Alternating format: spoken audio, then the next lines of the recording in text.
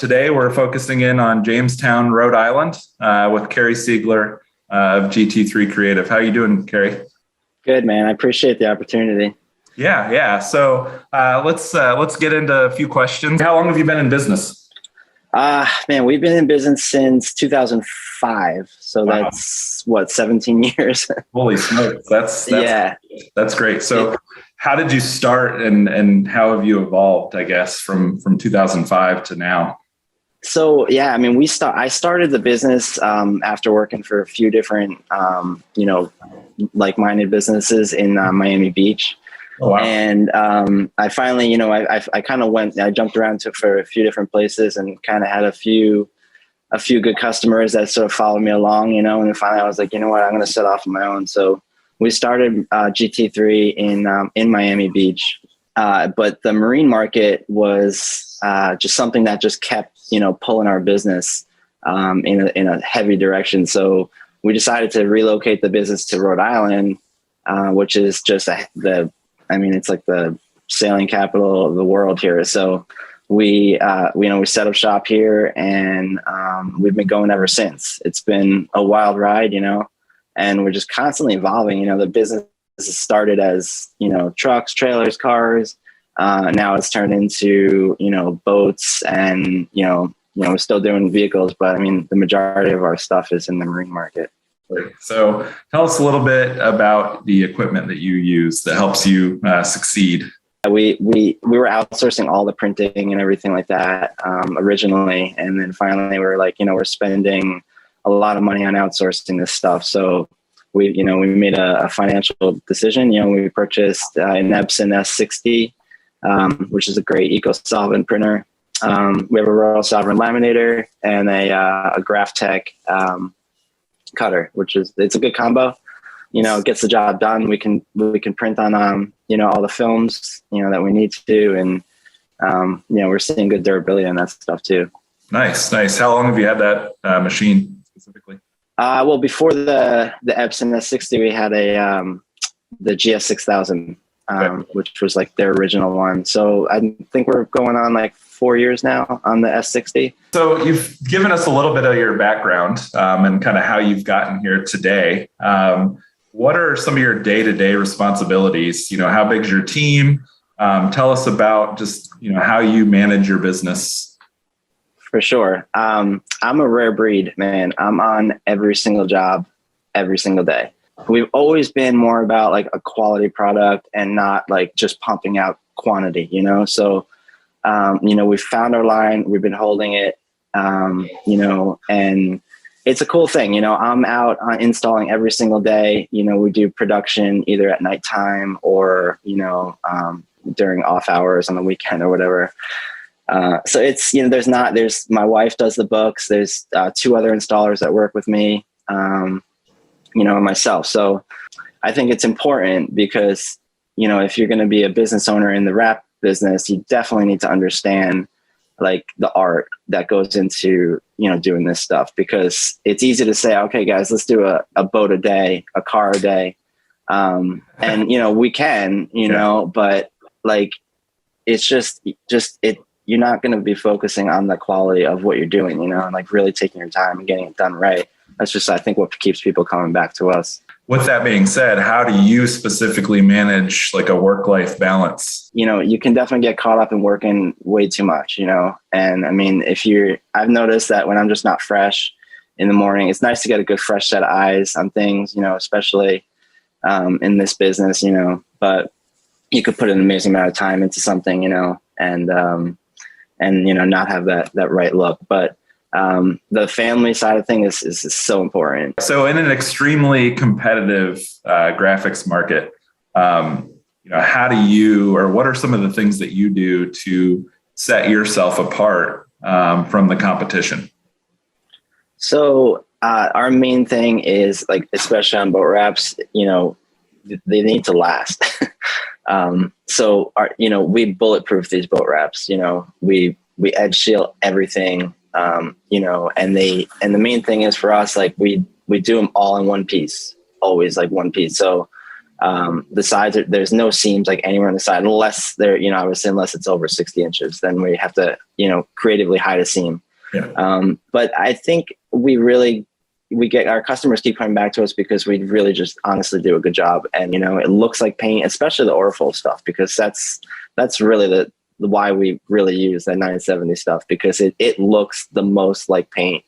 It's got that extra gleam to it, What's been the most challenging boat wrap that you've had to design / install, and how did you overcome some of those challenges? So this is a crazy one, but we were subcontractors for a shipyard here in Rhode Island, and they had a boat from France come in. It was a nice, family of, with kids, and they just live on this catamaran, beautiful boat. And it was wrapped in France. So they needed some repairs done while I was on the hard here. So we did them. And I was talking to the owner, and he was like, we're going to want to rewrap this boat at some point. I don't know where in the world we're going to be, but I'll fly you and your team out, and, we'll do it. So I was like, all right, sounds good. Just like another day, sure enough, like that winter, it was like, February or something. And I get an email from him, and he's like, look, we're in Grenada. I want you guys to come take the wrap off and put a new wrap on, with the design and whatnot. So, sure enough, I was like, it's cold, it's cold as heck here. And I was like, let's do it, man. So, we shipped all the rolls of vinyl out. At the time it was, I think we were using, it's called Baltic blue now, but it was originally yacht blue. Yeah. And we sent that all out on a pallet with our tools ahead of time, and then we flew with just some small things, to Grenada. It was like this crate, it's like almost near the equator, and so we get there, everything's there. They lost our luggage on the way, whatever. It was like, and we were there for a week, and it was like 100+ degrees, every day. And it would just be, for the removal was a big job. And they had the scaffolding they had us there was like sticks. We were literally wow. And it was this huge 60 something foot cat, and we were staying at the marina. And so, and the weather there was just insane. It would just pour, halfway through the day, every single day for a half hour, and torrential rain. And, it was a challenging project. It was just, by the time we got it removed and prepped, we were already kind of winded. And then, and then, we spent another 3-4 days wrapping it, in those tough conditions. But I think that, overall, the biggest challenge, whether we're in Grenada or whether in Rhode Island, is the weather. So that specific example of Grenada near the equator, torrential downpours, I'm sure after that, the temperature was already 100 degrees, you probably were facing a lot of humidity right after those rains. So when you are working on panels, especially large horizontal panels in one run, how do you approach that, especially with products like ORACAL 970 RA? It's more professional grade film, in an environment that you have no control over. What are some tips and tricks that you would give installers out there if they're working on a large project like that, working with more professional grade wrap films? For sure. I mean, and that's really why we like, these products, because of their glidability. Usually we'll do a boat, as a full cowboy, if the conditions are right, where we'll just we'll pull it out and then glass it out and then start squeegeeing. And, the ORAFOL products, they just have that glidability, always, which is a huge thing, for us. So we need that glidability, but there are times when it's, the conditions just aren't right. Yeah. And in those times, what we do is we always do it with a hinge. We'll back split right from the middle. And we'll tape the entire thing up with the wax paper on it. And, just do it one half at a time. that way if something's like weather's bad, whatever, you can just sort of put things on pause for a minute, and then, just do the other half. When the climate's more humid, temperatures are higher, that glue is going to feel a lot stickier, a lot more aggressive, okay? Versus, more, we'll say room temperature, in between, we'll say 65 and 75 degrees Fahrenheit, that's kind of your perfect spot in terms of that material feeling its best and performing its best, making it the easiest possible install during those types of conditions. So some of these materials do have a very specific threshold in terms of the minimum application temperature. So on the flip side of this, the colder the temperatures, the more brittle the film's going to feel. It'll more likely prone to snapping. Also, the adhesive's not going to feel as tacky. How have you had to manage some of those installs maybe this time of year? When it comes to, the customer's very demanding, they're heading out on a trip. Have you had anything complicated like that you've had to deal with? Yeah, definitely more times than none. Yeah.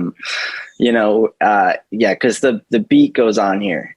I've experimented with some of the deep temperature films, which are huge for that thing. Yeah. That's a really good thing for it, but try to keep your materials, your panels in a controlled environment nearby if possible to keep them definitely before you bring them outside. But if you're installing outdoors and it's really cold, preheating the material will help a lot as well. 100%. Yeah. We were out the other day doing a storefront, and, we had the van on and the heat on and just the panels inside, and we were just taking them out one by one. Yeah. So everything was sort of, the glass on the inside was heated. Yeah. So, there's challenges, So what are some of the more easier jobs that you love when they come in the shop? You're like, this is great. This is a good revenue stream. We can knock these out. And we love making the client happy. Yeah. Signs, like just flat signs. Yeah. We just can pump those out, we'll put vinyl on them, wrap them, get PVC, whatever it might be. Those are super easy. Yeah. And then as far as a boat goes, we can do a center console boat in a half day. Yeah. If we can walk around the boat, we're in and out pretty quick. A little 20 foot, 25 foot boat, we can pump those out real quick. Yeah. And those are the most common boats, right? They're more affordable. And people are more likely to say, hey, I don't want a plain Jane white boat. Let's wrap this thing up. So exactly. And we've done, brand new boats right out of the factory too. The brokers, they work with us. So they sell someone a boat, we wrap it right out of the factory. And then in 5 years, whatever, when they take that wrap off, it's like a brand new boat again. So what are some of the things you do to prep, say a clear coat that's not in the greatest of shape, but it's not beyond hope either? Walk us through some of your surface prep procedures, that you can share with others that are getting into this business.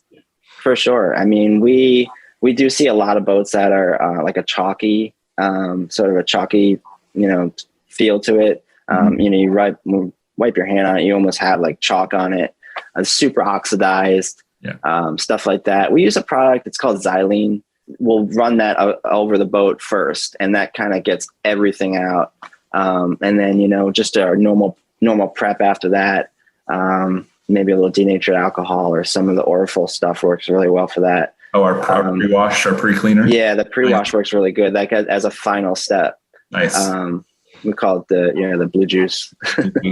It works good. And then, we obviously always use knifeless on the waterline. And the main thing is is to edge shield these boats. Especially at the waterline. You do a lot of competition boats as well.